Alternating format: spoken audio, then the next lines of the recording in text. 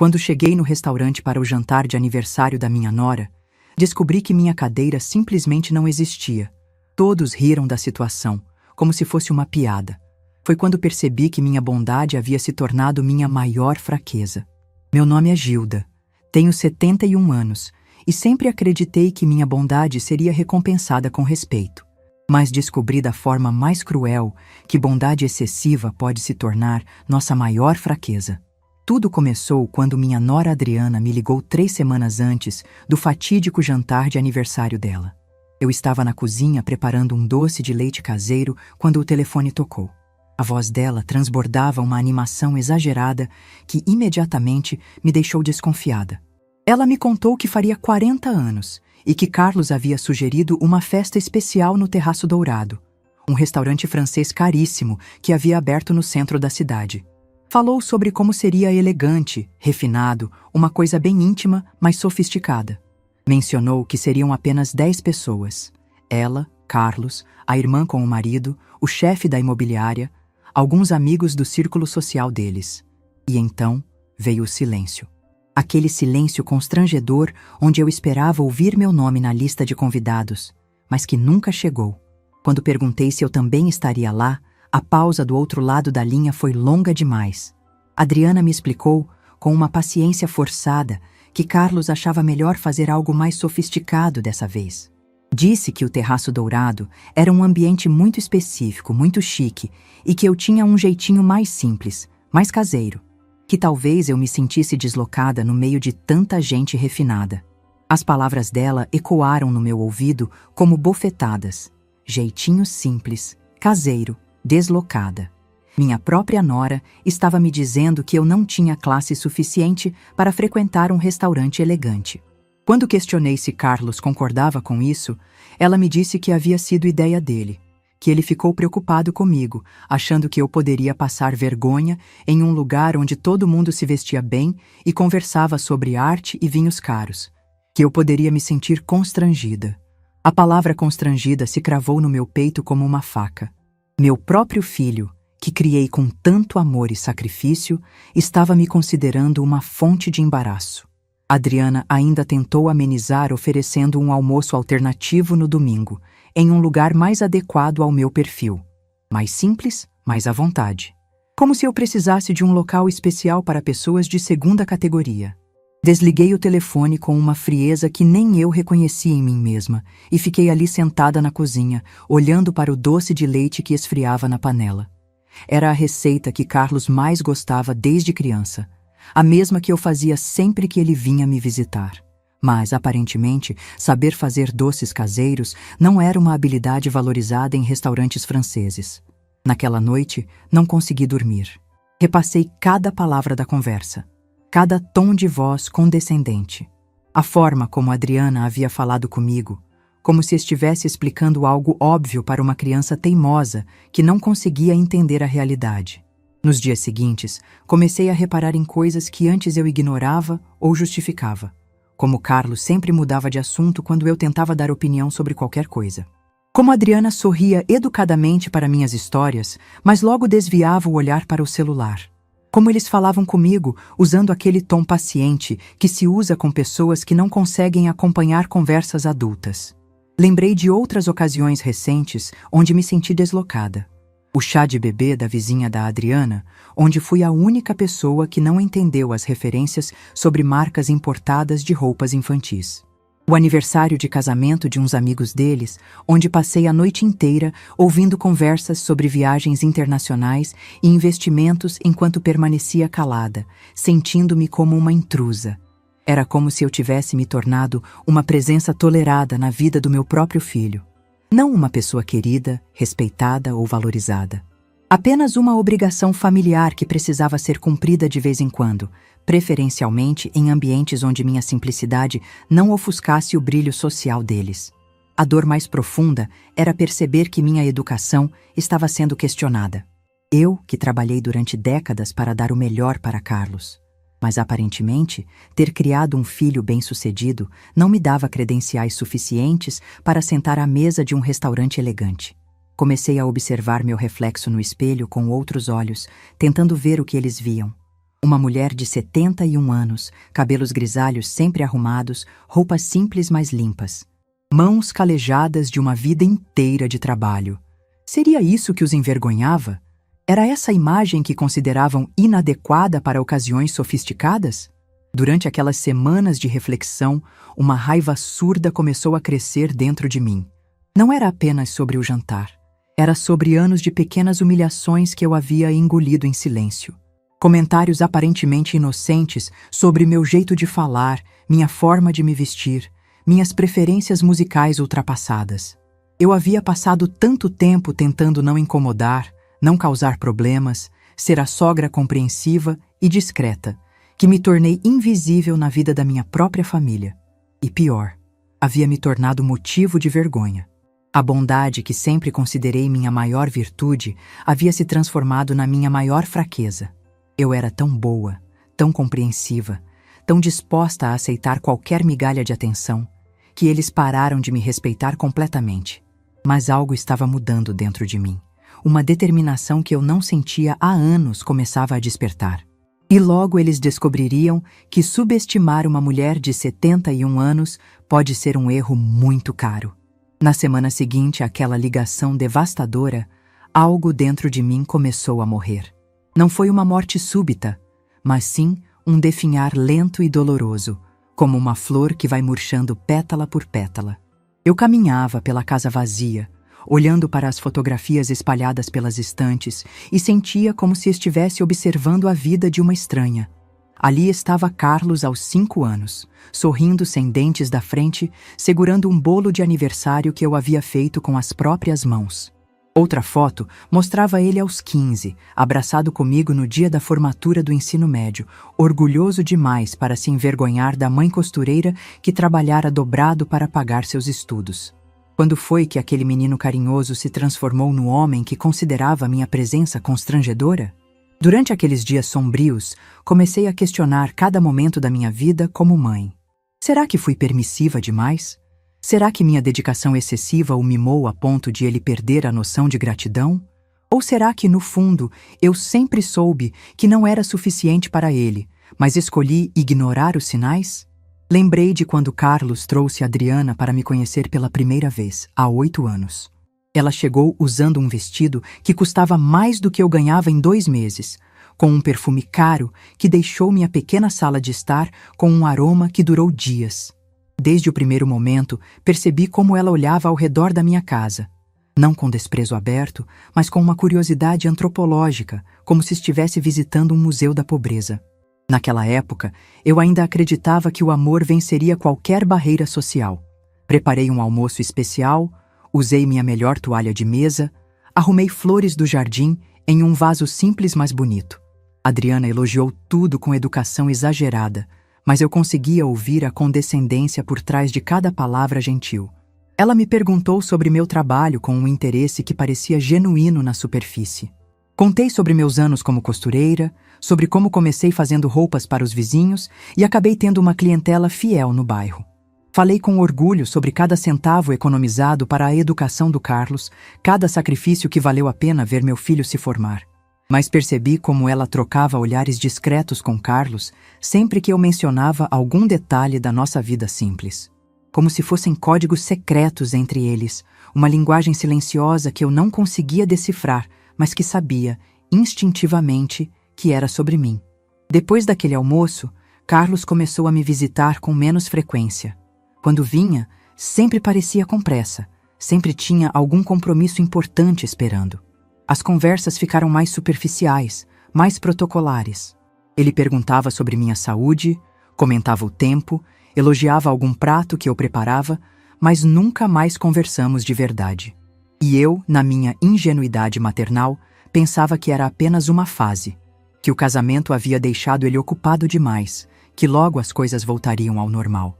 Nunca imaginei que meu próprio filho estava me catalogando mentalmente como um problema a ser gerenciado. O casamento deles foi o primeiro grande sinal de que eu havia perdido meu lugar na vida do Carlos. A cerimônia aconteceu num clube elegante que eu nem sabia que existia na cidade. Adriana escolheu cada detalhe com uma precisão militar. desde as flores importadas até o menu francês que custou uma fortuna. Meu vestido para a ocasião foi motivo de 3 conversas tensas. Adriana sugeriu delicadamente que eu precisava de algo mais apropriado para a ocasião. Me levou numa loja caríssima, onde uma vendedora arrogante me mediu como se eu fosse um manequim defeituoso. O vestido que escolheram custou metade da minha aposentadoria, mas eu paguei sem reclamar, pensando que era meu dever como mãe do noivo. Durante a festa, me senti como uma intrusa na celebração do meu próprio filho. Fui apresentada aos convidados como uma nota de rodapé na história dele. Os pais de Adriana eram o centro das atenções. Ele, um advogado respeitado. Ela, uma professora universitária aposentada. Tinham histórias interessantes para contar, conexões sociais impressionantes, um verniz de sofisticação que eu jamais conseguiria alcançar. Eu me sentei numa mesa lateral, sorrindo educadamente para conversas que não entendia completamente, fingindo apreciar comidas que mal conseguia pronunciar o nome. Quando alguém perguntava sobre minha profissão, eu murmurava algo sobre costura e rapidamente mudava de assunto. A lua de mel deles durou 3 semanas na Europa. Carlos me mandou cartões postais de Paris, Roma, Barcelona, lugares que eu só conhecia pela televisão. Quando voltaram, vieram me visitar com presentes caros e histórias incríveis sobre museus famosos e restaurantes estrelados. Enquanto eles falavam sobre arte renascentista e vinhos franceses, eu servia café em xícaras simples e oferecia biscoitos caseiros que de repente pareciam grosseiros demais para pessoas que haviam jantado em palácios. Era como se eles tivessem viajado para um mundo diferente e voltado falando uma língua que eu não compreendia. Os anos seguintes foram uma lenta descida ladeira abaixo. Cada visita deles era mais formal que a anterior. Cada conversa mais superficial, cada gesto de carinho mais protocolar. Eu me tornei uma obrigação em suas vidas.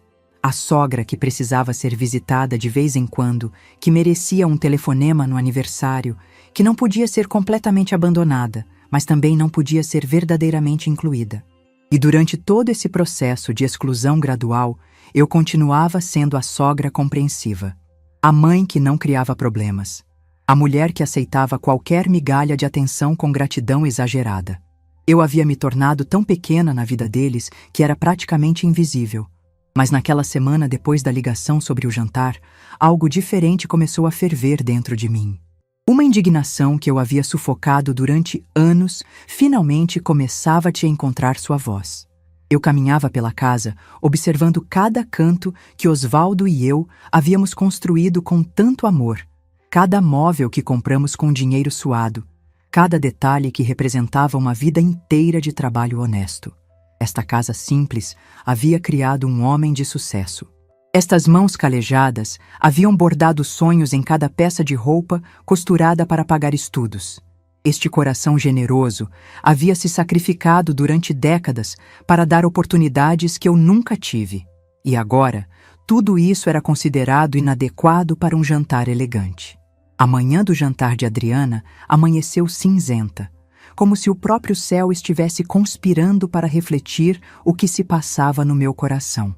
Acordei antes das 5, como sempre faço há décadas, mas desta vez não foi o hábito que me tirou da cama. Foi uma inquietação profunda que tomava conta de cada fibra do meu ser. Fiquei ali deitada por alguns minutos, olhando para o teto do quarto que dividi com Osvaldo durante 43 anos, tentando processar a decisão que havia tomado durante a madrugada. Depois de 2 semanas remoendo aquela conversa humilhante com Adriana, depois de me sentir como uma mendiga de afeto na vida do meu próprio filho, eu havia decidido que não ia mais aceitar migalhas. Se eles achavam que eu não tinha lugar à mesa do aniversário dela, então eu iria mostrar exatamente que tipo de mulher eles estavam subestimando. Levantei devagar, senti o peso dos meus 71 anos nos joelhos que estalaram no movimento e me dirigi para o guarda-roupa. Lá no fundo, protegido por um saco plástico amarelado pelo tempo, estava o vestido que havia comprado para o casamento de Carlos. Preto, elegante, com um corte que disfarçava as marcas que a idade havia deixado no meu corpo. Custou metade da minha aposentadoria na época, mas nunca mais havia tido ocasião de usá-lo. Hoje seria diferente. Passei a manhã inteira me preparando com um cuidado que não tinha há anos. Fiz cachos no cabelo usando os rolinhos antigos que guardava numa gaveta empoeirada. Passei batom vermelho pela primeira vez desde o funeral do Osvaldo. Borrifei o perfume caro que Carlos me dera no Natal passado e que eu guardava para ocasiões especiais que nunca chegavam. Quando me olhei no espelho da penteadeira, vi uma mulher que não reconhecia completamente. Não era mais a sogra submissa e compreensiva que aceitava qualquer tratamento sem reclamar. Era alguém que havia decidido lutar pela própria dignidade, mesmo que isso significasse causar o maior constrangimento da vida do meu filho. O Terraço Dourado ficava no centro da cidade, num prédio histórico reformado que eu conhecia apenas de passar na frente. Nunca havia entrado lá, obviamente. Pessoas como eu não eram bem-vindas em estabelecimentos daquele nível. Mas naquela noite eu iria descobrir exatamente como era ser tratada como uma intrusa no próprio mundo do meu filho. Cheguei ao restaurante às 8h15 da noite, 15 minutos depois do horário marcado para o jantar deles. Não foi por acaso. Eu queria que todos já estivessem acomodados, que a festa estivesse no auge da animação, para que minha chegada causasse o máximo impacto possível. O porteiro me olhou de cima a baixo com aquela expressão que pessoas elegantes usam quando precisam lidar com alguém que claramente não pertence àquele ambiente. Ele me perguntou educadamente se eu tinha reserva, se estava perdida, se precisava de alguma informação. Respondi com uma firmeza que surpreendeu até a mim mesma que estava ali para encontrar minha família, que meu filho Carlos estava jantando e que eu gostaria de cumprimentá-los rapidamente. O homem me olhou com desconfiança, claramente duvidando que alguém como eu pudesse ter parentes frequentando um lugar daquele nível, mas me deixou entrar. O interior do Terraço Dourado era ainda mais intimidador do que eu imaginava. Lustres de cristal pendiam do teto alto. Mesas com toalhas de linho branco eram separadas por distâncias generosas, e o murmúrio das conversas era abafado por tapetes persas caríssimos. Era o tipo de lugar onde cada detalhe gritava dinheiro e exclusividade. Andei devagar pelo salão principal, sentindo o peso dos olhares curiosos de outros clientes. E então eu os vi. Carlos estava sentado numa mesa redonda no centro do salão, usando um terno que eu nunca havia visto. Adriana estava deslumbrante num vestido dourado que provavelmente custava mais do que eu ganhava em 6 meses. Ao redor deles, casais elegantes riam de alguma piada que não pude ouvir, taças de vinho caro refletiam a luz dos lustres e pratos sofisticados eram servidos por garçons impecavelmente uniformizados. Eles estavam claramente se divertindo muito. A mesa parecia completa, harmoniosa, perfeita sem mim. Respirei fundo e me aproximei devagar, sentindo meu coração bater tão forte que tinha certeza de que todas as pessoas no restaurante podiam ouvi-lo. Quando cheguei a uns 3 metros da mesa, Carlos me viu. A expressão de choque absoluto no rosto dele foi algo que jamais esquecerei, como se ele estivesse vendo um fantasma materializar no meio do seu jantar perfeito. Adriana seguiu o olhar dele e empalideceu instantaneamente. Os outros convidados pararam de conversar e se viraram para ver o que havia causado aquela mudança súbita na atmosfera da mesa. O silêncio que se seguiu foi tão denso que podia ser cortado com uma faca. Cumprimentei todos educadamente, desejei parabéns para Adriana com a voz mais doce que consegui produzir e perguntei onde era meu lugar à mesa. A pergunta saiu com uma inocência estudada, como se eu realmente acreditasse que havia uma cadeira reservada para mim. Foi então que aconteceu o momento mais humilhante da minha vida. Carlos olhou ao redor da mesa como se estivesse procurando uma solução mágica para um problema inesperado. Adriana forçou um sorriso que não enganava ninguém e murmurou algo sobre não saber que eu viria. Os outros convidados trocaram olhares constrangidos, claramente percebendo que estavam presenciando um drama familiar em tempo real. E então, um dos amigos de Adriana, um homem de meia idade com cara de quem nunca trabalhou um dia na vida, soltou uma risadinha nervosa e comentou que pelo menos agora tinham uma história interessante para contar depois. Outros risos discretos se seguiram, como se minha presença fosse uma piada engraçada, um alívio cômico no meio de um jantar sofisticado. Eles estavam rindo de mim, na minha cara. como se eu fosse um espetáculo de circo que havia aparecido para entretê-los. Naquele momento, algo dentro de mim se rompeu definitivamente. Não era mais sobre ter ou não uma cadeira à mesa. Era sobre respeito. Era sobre dignidade. Era sobre uma vida inteira de sacrifícios sendo tratada como uma piada de mau gosto. Olhei fixamente para Carlos, meu filho que eu havia criado com tanto amor, que eu havia protegido de toda dificuldade, que eu havia preparado para ser um homem de caráter. E vi nos olhos dele algo que me cortou mais fundo que qualquer palavra cruel. Vergonha. Ele estava com vergonha de mim. Foi quando tomei a decisão que mudaria tudo para sempre. Sorri educadamente para a mesa de pessoas elegantes que me consideravam uma intrusa. Desejei uma excelente noite para todos e me virei para sair. Mas antes de dar o primeiro passo, falei alto o suficiente para que outros clientes próximos pudessem ouvir que estava muito feliz em ver como meu filho havia crescido e se tornado o tipo de pessoa que ri da própria mãe em público. Ele me olhou com confusão, sem entender o tom calmo da minha voz ou o brilho diferente nos meus olhos. Desejei uma excelente noite para todos e caminhei em direção à saída com uma tranquilidade que não sentia há anos. Senti os olhares de alívio da mesa. Finalmente haviam se livrado do problema constrangedor. Mas quando cheguei na porta do restaurante, ao invés de sair, parei e peguei meu celular. Havia uma ligação que precisava fazer. Uma ligação que mudaria completamente o rumo daquela noite. Disquei um número que decorara há poucos meses, quando minha vida havia ganhado um brilho novo que eu pensava ter perdido para sempre. Do outro lado da linha, uma voz carinhosa e preocupada atendeu imediatamente. Contei para Henrique, meu namorado há 4 meses, o homem gentil que havia me devolvido a esperança no amor, exatamente o que havia acabado de acontecer. Como fui humilhada na frente de estranhos, como riram da minha situação, como meu próprio filho se envergonhou de mim. A voz dele mudou completamente de tom quando entendeu onde eu estava. Disse para eu aguardar alguns minutos, que ele estaria ali em instantes, que ninguém, absolutamente ninguém, trataria a mulher que ele amava daquela forma. O que minha família não sabia, o que ninguém na minha vida antiga sabia, era que Henrique Cardoso era o proprietário do Terraço Dourado. 5 minutos depois, vi um homem elegante de cabelos grisalhos entrar no restaurante com uma expressão que jamais havia visto nele. O Henrique carinhoso e gentil que eu conhecia havia dado lugar a um empresário determinado e visivelmente furioso. Ele me beijou delicadamente na testa, perguntou se eu estava bem e então se dirigiu diretamente para o salão principal. Vi quando ele parou ao lado da mesa onde minha família ainda tentava retomar a normalidade da festa.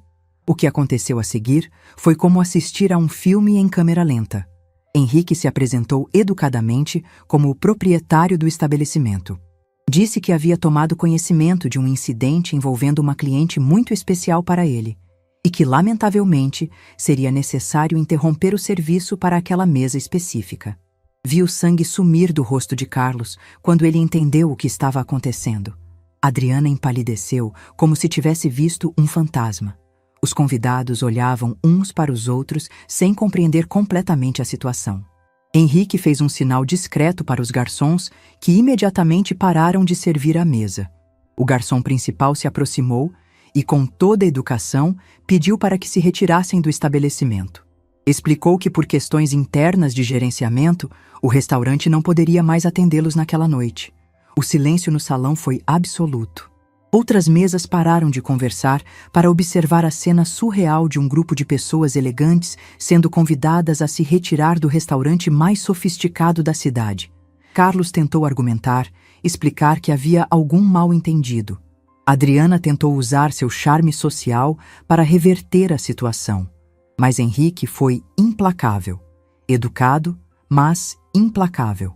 O salão inteiro assistiu enquanto a mesa de 10 pessoas se levantava constrangida, recolhia bolsas e casacos e caminhava em direção à saída, sob o olhar curioso e chocado de todos os outros clientes. Quando passaram por mim na porta, Carlos me olhou com uma expressão que misturava confusão, vergonha e algo que levou alguns segundos para eu reconhecer: medo. Medo de quem eu realmente era, de que outros segredos eu poderia estar guardando. Adriana não conseguiu me olhar nos olhos.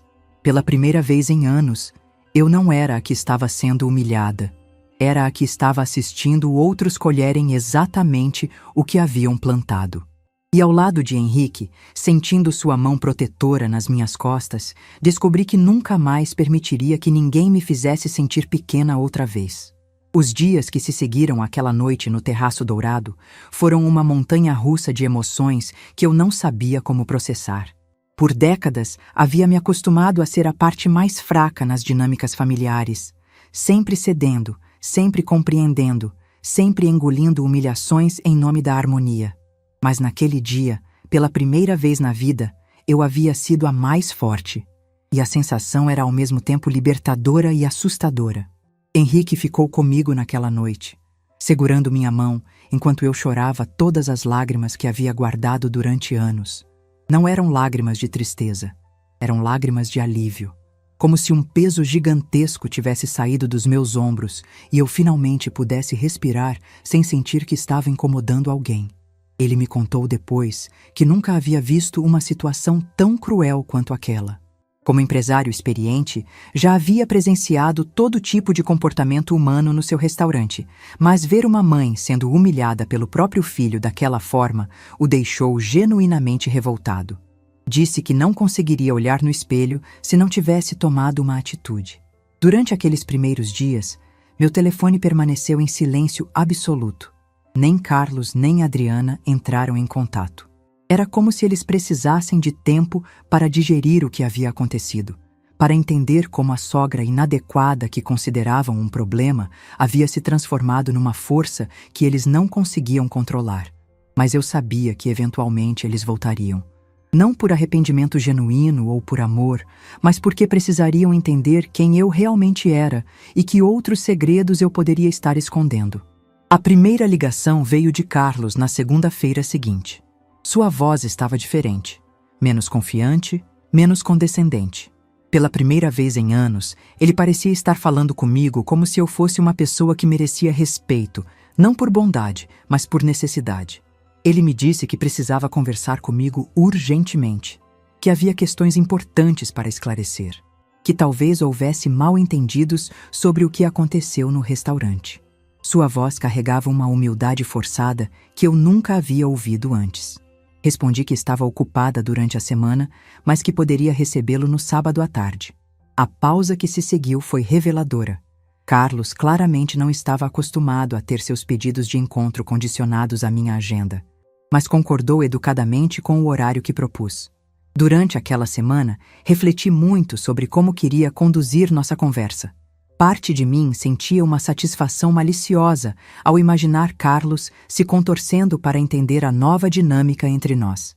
Mas outra parte, a mãe que ainda existia no fundo do meu coração, sentia uma tristeza profunda por termos chegado a esse ponto.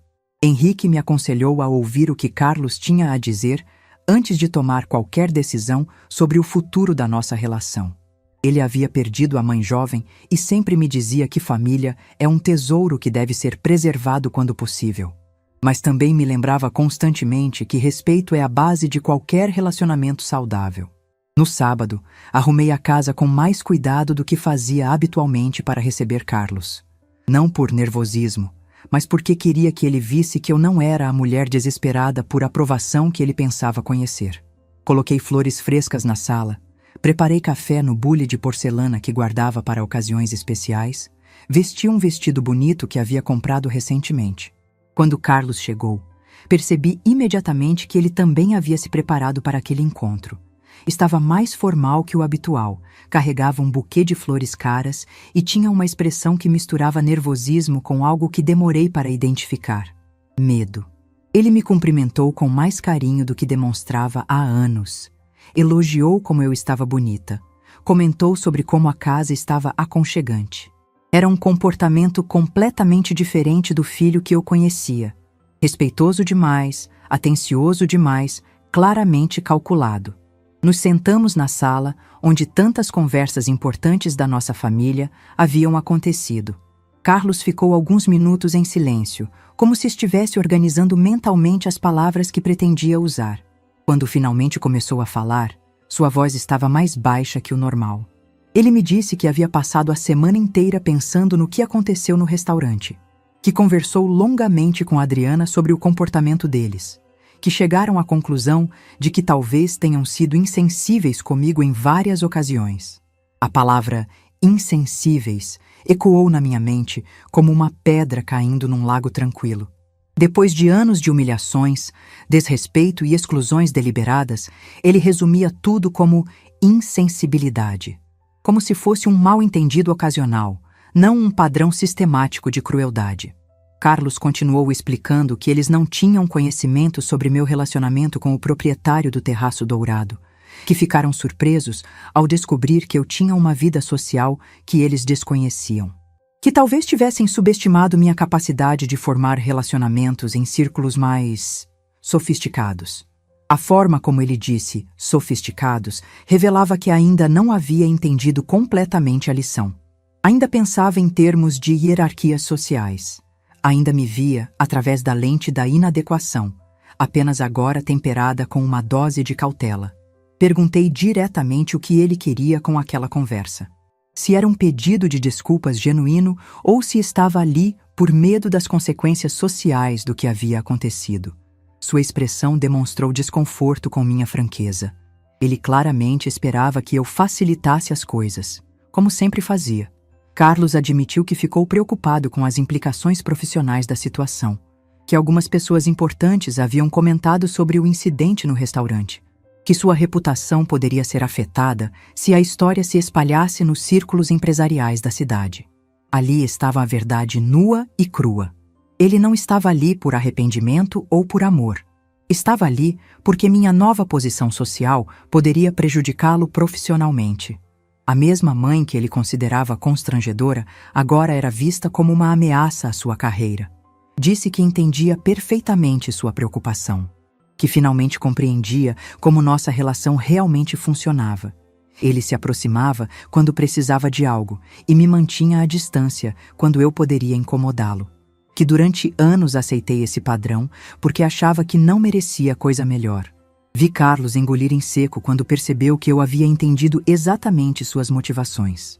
Tentou argumentar que não era bem assim, que ele realmente se importava comigo, que apenas precisavam encontrar uma nova forma de se relacionar. Respondi que também achava que precisávamos de uma nova forma de relacionamento, uma baseada em respeito mútuo, onde minha presença fosse desejada, não tolerada, onde minhas opiniões fossem ouvidas, não apenas educadamente ignoradas. Onde eu fosse tratada como uma pessoa valiosa, não como um problema a ser gerenciado. Carlos concordou rapidamente com todos os pontos. Prometeu que as coisas seriam diferentes dali para frente. Mas eu podia ver em seus olhos que ele ainda não entendia que a mudança precisava ser genuína, não apenas estratégica. Quando ele saiu da minha casa naquela tarde, deixou claro que esperava que as coisas voltassem rapidamente ao normal, que eu esquecesse as mágoas passadas e aceitasse suas promessas de um futuro melhor, que fosse novamente a mãe compreensiva que perdoa tudo em nome do amor familiar. Mas Carlos ainda não havia entendido que a mulher que ele conhecia havia morrido naquela quinta-feira no Terraço Dourado, e que a mulher que estava nascendo no lugar dela não seria tão fácil de manipular. Nos dias seguintes, comecei a receber uma atenção da família que não recebia há anos. Convites para almoços, telefonemas frequentes, preocupação exagerada com minha saúde e bem-estar. Era como se eles tivessem descoberto subitamente que eu existia e que minha existência poderia ser importante. Mas eu sabia que aquela cortesia renovada não vinha do coração. Vinha do medo. Medo de que eu tivesse outros segredos, outras conexões, outras formas de causar constrangimento para eles. E talvez eu realmente tivesse. As semanas seguintes trouxeram uma transformação que eu jamais imaginei viver aos 71 anos. A atenção repentina da família, que antes me deixaria extasiada de felicidade, agora me causava uma mistura estranha de satisfação e melancolia. Era gratificante ver Carlos ligando 3 vezes por semana, Adriana me convidando para almoços em restaurantes elegantes e até mesmo receber presentes caros sem ocasião especial. Mas tudo aquilo tinha um gosto amargo de falsidade. Durante uma dessas ligações protocolares, Carlos mencionou casualmente que gostaria de conhecer melhor meu amigo, Henrique. Disse que ficou impressionado com a elegância dele e que seria interessante expandir seu círculo social para incluir empresários bem-sucedidos como ele. A forma como falou deixou claro que via Henrique não como o homem que me fazia feliz, mas como uma conexão social potencialmente útil. Respondi que Henrique era uma pessoa muito reservada e que preferia manter nossa vida privada separada da família. Vi pelo tom de voz de Carlos que minha resposta o frustrou. Ele claramente esperava que eu facilitasse um encontro que pudesse beneficiá-lo profissionalmente. Foi nesse momento que comecei a entender o verdadeiro poder da minha nova posição. Durante décadas, eu havia implorado por migalhas de atenção, aceitado qualquer tratamento desde que pudesse manter proximidade com meu filho. Agora, pela primeira vez, era eu quem estabelecia os limites e as condições dos nossos encontros. Henrique me observava navegar por essa nova dinâmica familiar com uma mistura de orgulho e preocupação. Ele havia perdido a mãe cedo e sempre valorizava muito as relações familiares, mas também reconhecia que o que estava acontecendo comigo não era exatamente uma reconciliação genuína. Uma tarde, enquanto tomávamos café na varanda, ele me perguntou diretamente se eu estava feliz com as mudanças na minha relação com Carlos. A pergunta me pegou desprevenida porque eu mesma não tinha certeza da resposta. Expliquei que era gratificante finalmente receber o respeito que sempre mereci, mas que havia algo profundamente triste em saber que esse respeito vinha do medo, não do amor. Que Carlos só havia mudado o comportamento depois de descobrir que eu poderia causar consequências para ele. Não porque finalmente compreendeu o quanto havia me machucado. Henrique segurou minha mão com aquela gentileza que me conquistou desde o primeiro encontro e me disse que eu merecia muito mais do que migalhas de afeto motivadas por conveniência. Que nossa idade não nos obrigava a aceitar relacionamentos ruins apenas porque eram familiares. Suas palavras me fizeram refletir sobre quantas outras áreas da minha vida eu havia aceito menos do que merecia. Por quanto tempo havia me contentado com a solidão, com a falta de companhia, com a ausência de romance, simplesmente porque achava que uma viúva de 70 anos não tinha direito a essas coisas. O relacionamento com Henrique havia me mostrado que eu ainda era uma mulher capaz de amar e ser amada. Que minha idade não me tornava invisível ou indesejável. Que eu podia ter conversas interessantes, compartilhar momentos íntimos, sonhar com o futuro. Mas também me mostrou como havia desperdiçado anos da minha vida tentando arrancar amor de pessoas que claramente não estavam dispostas a oferecê-lo. Foi durante uma dessas reflexões que recebi uma ligação inesperada de Adriana. Sua voz estava diferente, menos controlada, mais genuinamente nervosa. Ela me disse que precisava conversar comigo sobre algo importante, que havia descoberto algumas coisas que me deixariam preocupada. Minha primeira reação foi suspeitar que fosse alguma manipulação, mais uma tentativa de me atrair para o drama familiar que eu estava conscientemente evitando. Mas havia algo na voz dela que parecia realmente urgente. Marcamos um encontro para o dia seguinte num café discreto perto da minha casa. Quando cheguei, encontrei uma Adriana completamente diferente da mulher arrogante que eu conhecia. Ela estava visivelmente abalada, sem a maquiagem impecável habitual, com olheiras que revelavam noites mal dormidas.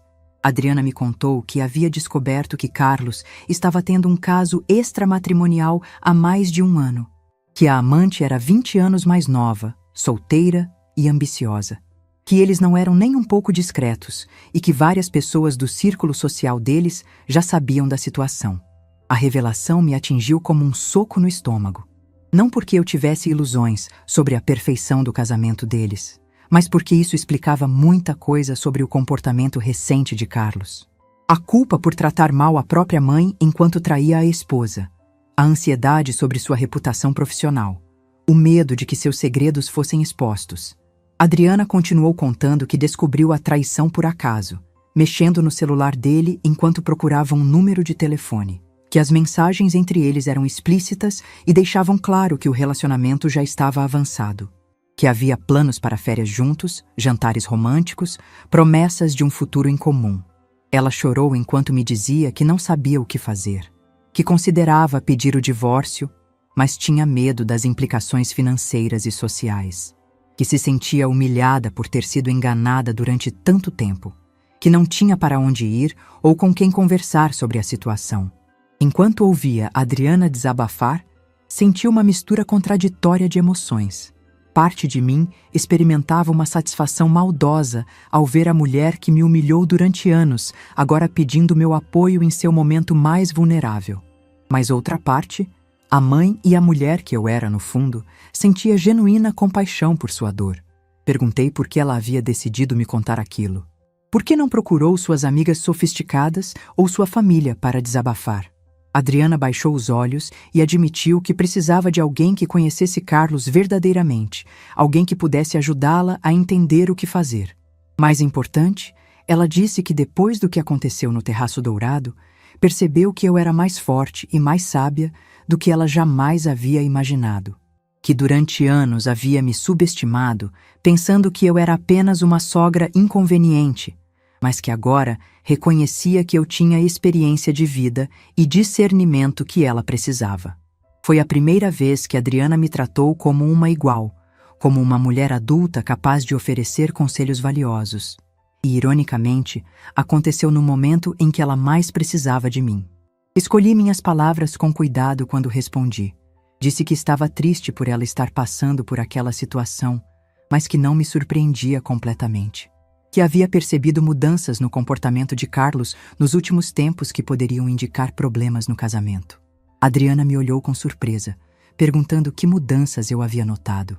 Expliquei que um filho que trai a esposa também é capaz de desrespeitar a própria mãe, que homens que quebram promessas sagradas em casa também quebram compromissos familiares, que a crueldade que ele demonstrou comigo no restaurante revelava um caráter que ela estava apenas começando a conhecer. As palavras saíram mais duras do que eu pretendia, mas eram verdadeiras. Carlos havia se tornado um homem capaz de causar dor às mulheres que mais o amavam. E agora, Adriana estava colhendo as consequências de ter escolhido um parceiro sem integridade. Ela permaneceu em silêncio por vários minutos, processando o que eu havia dito. Finalmente perguntou se eu achava que ela deveria confrontá-lo ou se deveria reunir mais evidências antes de tomar qualquer decisão. Respondi que a decisão era dela, mas que uma mulher com dignidade não deveria aceitar ser traída e humilhada. Que ela ainda era jovem e bonita o suficiente para reconstruir sua vida com alguém que a valorizasse. Que permanecer num casamento baseado em mentiras seria uma traição a si mesma. Quando nos despedimos naquela tarde, Adriana me agradeceu com uma sinceridade que eu não via nela há anos. Disse que finalmente entendia por que Carlos sempre falava da força da sua mãe, mesmo quando a tratava mal em público. Caminhei para casa refletindo sobre a ironia da situação. A nora que me considerava inadequada para jantares elegantes, agora me procurava como conselheira em sua crise matrimonial mais íntima. A mulher que riu da minha humilhação, agora chorava, pedindo meu apoio e orientação. Mas, mais importante que a ironia, era a compreensão de que eu havia me tornado exatamente o que sempre fui, mas que ninguém conseguia ver. Uma mulher forte, sábia e capaz de oferecer apoio real quando necessário. Uma semana depois da conversa reveladora com Adriana, recebi uma ligação que mudaria definitivamente o rumo de toda aquela situação. Era Carlos, mas sua voz estava completamente diferente de qualquer tom que eu já havia ouvido dele. Não era a voz dos últimos anos, nem a falsamente respeitosa das últimas semanas. Era a voz de um homem desesperado. Ele me disse que Adriana havia confrontado ele sobre o caso extramatrimonial e que agora tudo estava desmoronando. Que ela havia contratado um advogado e estava ameaçando contar tudo para os pais dela, que tinham conexões importantes no meio jurídico da cidade. Que sua carreira poderia ser destruída se o escândalo se tornasse público. Pela primeira vez em anos, Carlos estava me ligando não por obrigação social, mas porque genuinamente precisava de mim. E, ironicamente, era no momento em que eu menos estava disposta a salvá-lo das consequências de suas próprias escolhas. Perguntei diretamente por que ele achava que eu deveria ajudá-lo. Porque a mãe que ele considerou inadequada para um jantar elegante agora deveria ser sua conselheira numa crise que ele mesmo criou. Minha franqueza o deixou visivelmente desconfortável. Ele claramente esperava que eu assumisse automaticamente o papel de mãe protetora que resolve todos os problemas. Carlos tentou apelar para meus sentimentos maternais, dizendo que estava arrependido de tudo que havia feito, que reconhecia seus erros, que precisava da sabedoria da sua mãe para encontrar uma solução. Mas eu podia ouvir nas entrelinhas que ele não estava arrependido por ter me machucado. Estava arrependido por ter sido descoberto. Respondi que Adriana havia me procurado primeiro e que ela também era minha família agora. Que durante anos ele havia me excluído das decisões familiares importantes. Então agora eu escolheria de que lado ficar baseada em quem havia me tratado com mais dignidade recentemente. O silêncio do outro lado da linha foi longo e pesado. Carlos finalmente estava entendendo que suas ações tinham consequências reais e que eu não era mais a mãe submissa que ele podia manipular à vontade. Nos dias seguintes, a situação familiar explodiu de uma forma que eu jamais imaginei presenciar. Adriana efetivamente pediu o divórcio e, seguindo meu conselho, não tentou manter as aparências sociais. Ela contou a verdade para qualquer pessoa que perguntasse sobre a separação, incluindo detalhes sobre a traição que deixaram Carlos numa posição insustentável profissionalmente. O mais chocante foi descobrir que a amante de Carlos era filha de um cliente importante da empresa onde ele trabalhava. Quando o pai da moça descobriu sobre o relacionamento, Carlos foi demitido imediatamente. Em questão de semanas, ele perdeu o emprego, a esposa, a casa e boa parte de sua reputação profissional. Durante todo esse período de caos, mantive uma distância cuidadosa dos eventos. Ofereci apoio emocional para Adriana quando ela precisou, mas me recusei a interferir diretamente no processo de divórcio ou a tentar mediar qualquer reconciliação. Pela primeira vez na vida, deixei que as consequências naturais das escolhas de Carlos se desenrolassem sem minha interferência protetora. Henrique me observava navegar por essa situação com admiração crescente. Ele dizia que eu havia encontrado um equilíbrio perfeito entre compaixão e firmeza, oferecendo apoio sem me tornar uma facilitadora de comportamentos destrutivos. A transformação em Adriana foi surpreendente de acompanhar. Livre do casamento tóxico e forçada a reconstruir sua vida independentemente, ela revelou uma força de caráter que eu não sabia que existia. Conseguiu um emprego melhor na imobiliária, mudou-se para um apartamento elegante que ela mesma pagava e começou a me tratar com um respeito genuíno que crescia a cada encontro. Numa tarde de domingo, 2 meses após o início do divórcio, Adriana apareceu na minha casa com uma expressão que misturava nervosismo e determinação. Ela me disse que precisava me pedir algo, mas que entenderia perfeitamente se eu recusasse. Adriana estava organizando uma festa para ela mesma, uma celebração do seu renascimento como mulher independente, e queria que eu fosse sua convidada de honra. Disse que durante toda a crise do divórcio, eu havia sido a única pessoa que ofereceu conselhos honestos sem julgamento, que me respeitava profundamente e que gostaria de me homenagear publicamente. A ironia da situação não passou despercebida por nenhuma de nós. Alguns meses antes, eu havia sido considerada inadequada para participar do aniversário dela. Agora, ela queria que eu fosse o centro das atenções na sua festa de recomeço. Aceitei o convite, mas com a condição de que pudesse levar Henrique como meu acompanhante. Adriana ficou genuinamente animada com a possibilidade de conhecê-lo melhor e disse que havia reservado uma mesa especial para nós no mesmo terraço dourado, onde tudo havia começado. A festa aconteceu numa quinta-feira à noite.